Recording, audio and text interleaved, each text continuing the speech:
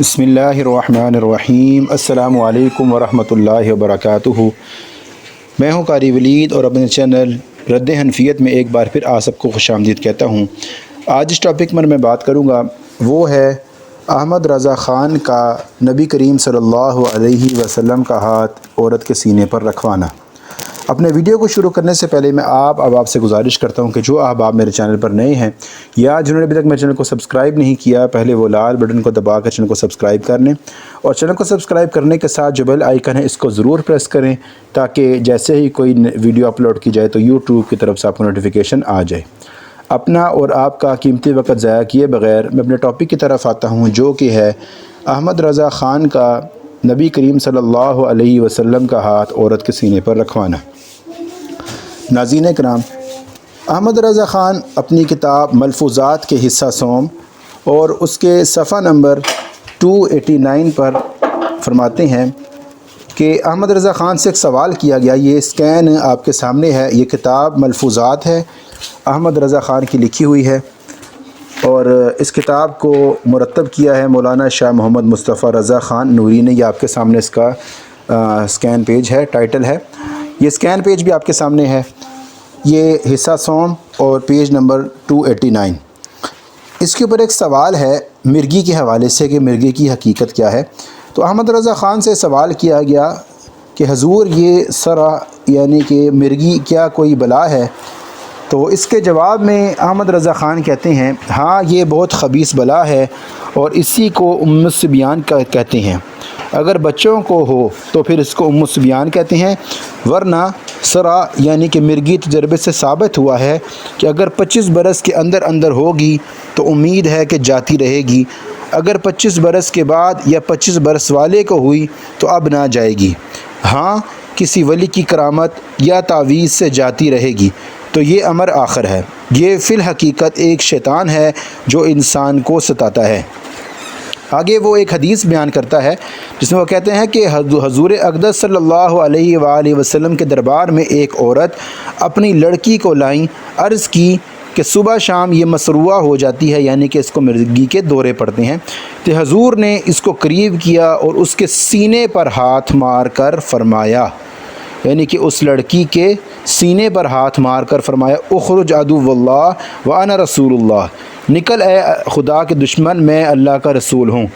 اسی وقت اسے قے آئی اور ایک سیاہ چیز جو چلتی تھی اس کے پیٹ سے نکلی اور غائب ہو گئی، اور عورت ہوش میں آ گئی۔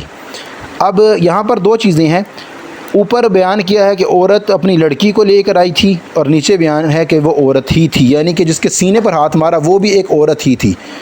تو حضور غوث رضی اللہ تعالیٰ عنہ کے زمانے میں بھی یہ ایک واقعہ یہاں تک ختم ہو گیا۔ اگلا واقعہ وہ بیان کرتے ہیں کہ حضور غوث یعنی کہ ان کے دور میں بھی زمانہ میں ایک شخص کو مرغی ہو گئی تھی، تو حضور نے فرمایا اس کے کان میں کہ کہہ دو کہ غوث اعظم کا حکم ہے کہ بغداد سے نکل جائے، یعنی کہ عبد القادر جیلانی کا حکم ہے کہ بغداد سے نکل جائے۔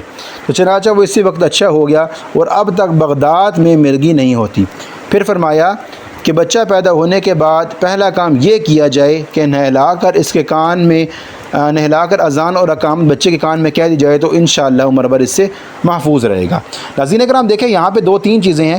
پہلی بات تو یہ ہے کہ یہ جس حدیث کا ذکر کیا گیا ہے وہ حدیث بھی میں آپ کو پیش کر دیتا ہوں، اس میں عورت کا ذکر ہی نہیں ہے۔ اگر کسی بھائی کو یا کسی کو اعتراض ہو تو وہ یہ حدیث دیکھ لے، اگر اس کو مجھے تو وہ بھی کمنٹ میں شو کر دے اور مجھے مینشن بھی کر دے۔ بہرحال جو حدیث یہاں بیان کی گئی ہے اس میں عورت کا ذکر نہیں، اور انشاءاللہ مجھے امید ہے کہ کوئی بھی بریلوی یا کوئی بھی اور بندہ اس چیز کی ہمت نہیں کرے گا کہ وہ یہ حدیث دکھا سکے کہ عورت کے سینے پر نبی کریم صلی اللہ علیہ وآلہ وسلم نے ہاتھ مارا ہے، جو احمد رضا خان نے مروایا ہے جان کے۔ ایسا نعوذ باللہ، اللہ معاف کرے، ایسی کوئی بات ہمارے نبی سے ثابت نہیں ہو سکتی انشاءاللہ، کیونکہ نبی کریم صلی اللہ علیہ وآلہ وسلم کے بارے میں یہ آتا ہے کہ نبی کریم صلی اللہ علیہ وآلہ وسلم عورتوں کو ہاتھ تک نہیں لگاتے تھے، یہاں تک کہ جو عورتیں نبی صلی اللہ सल्लल्लाहु अलैहि वसल्लम से बैयत भी करने आती थी तो वो कपड़े के ज़रिए किया करते थे, यानी कि एक कपड़े का सिरा नबी सल्लल्लाहु अलैहि वसल्लम के हाथ में और एक औरतों के हाथ में होता था, तो वो तो उनको टच भी नहीं किया करते थे। हमारे नबी सल्लल्लाहु अलैहि वसल्लम इतने गैरतमंद थे, ठीक है। हदीस में आता है ना कि आप सल्लल्लाहु अलैहि वसल्लम थे वो एक कुंवारी लड़की से ज़्यादा शर्म व हया करने वाले थे।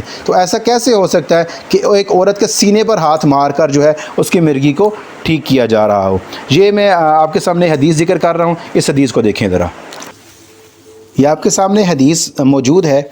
ये हदीस असल में सुनन इब्न माजा, हदीस की मशहूर ज़माना किताब सुनन इब्न माजा, उसकी किताब तिब में है और हदीस का नंबर है 3548।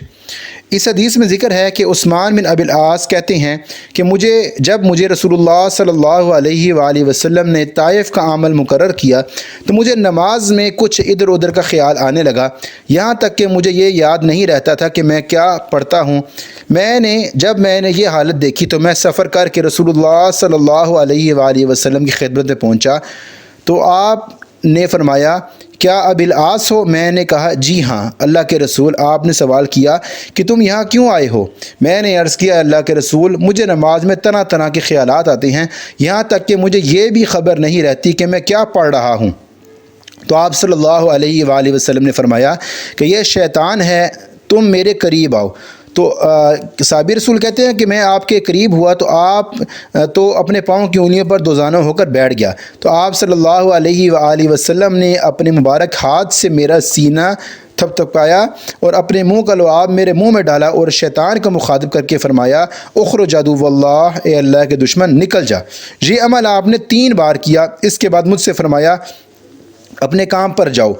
हज़रत उस्मान रज़ी अल्लाह अन्हु का बयान है, कसम है मुझे नहीं मालूम कि फिर कभी शैतान मेरे करीब भी फटका हो। ये हदीस सही है, इमाम अलबानी रहमहुल्लाह ने इसको सही कहा है और शेख ज़ुबैर रज़ी रहमहुल्लाह फरमाते हैं कि इसनाद वो सही होने, यानी कि ये हदीस ठीक है।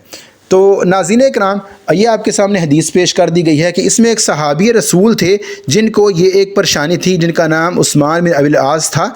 तो उनको ये प्रॉब्लम थी कि उनके ये नमाज में वो भूल रहे थे। तो नबी करीम सल्लल्लाहु अलैहि वसल्लम ने उनके सीने पर हाथ मार कर ये मामला किया था, जबकि अहमद रज़ा ख़ान ने उसको साबिर रसूल को एक गैर औरत बना दिया और नबी करीम सल्लल्लाहु अलैहि वसल्लम पर बहतान बांध दिया। इन्ना लिल्लाहि व इन्ना इलैहि राजिऊन। तो नाज़रीन इकराम, ये थी हमारी आज की वीडियो। अगर आपको हमारी वीडियो पसंद आए तो आप हमारी वीडियो को ज़रूर लाइक करें और वीडियो को लाइक करने के साथ अपने अहबाब से भी शेयर किया कीजिए ताकि उन्हें भी इस बात का इल्म हो सके। और मज़ीद इस तरह की वीडियोज़ के लिए हमारे चैनल को सब्सक्राइब कर लें। अगली वीडियो तक के लिए मैं आपसे इजाज़त चाहता हूँ। अस्सलामु अलैकुम व रहमतुल्लाहि व बरकातुहू।